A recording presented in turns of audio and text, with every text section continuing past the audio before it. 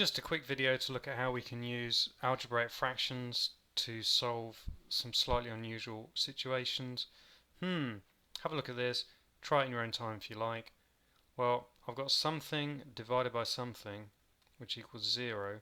We don't care what the bottom is, but the top has to be equal to 0. That's the only way you can make a fraction equal to 0. So that means that x squared plus 5x plus 6 equals 0. So we're going to factorize it, etc, etc. We end up with x equals, I'm just skipping past it here, x equals minus 2 or minus 3. Let's try the next example. Just trying to keep this video nice and short. Try this in your own time if you like, have a bit of a think. Right, how do we make a fraction tend to infinity?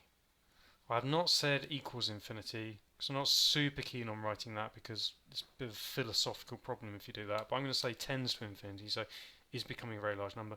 Well, you have to make the bottom equal to 0 basically, because if the bottom is equal to 0 it makes the fraction very large.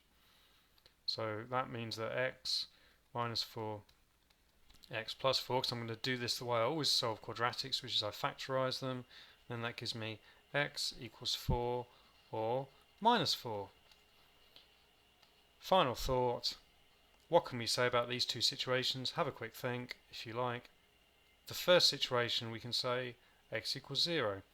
I also think we can say y is not equal to 0, although this is kind of controversial, because if you've got 0 divided by 0, it depends on how big the 0 is. Whoa. So maybe let's just not bother talking about that. And in this case we can say y equals 0, because we want the bottom to be really tiny for it to tend to infinity.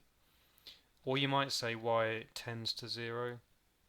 You might also say, well, x definitely isn't equal to 0, but again we've got a philosophical problem, which is if we've got two zeros, it depends on which is the larger 0.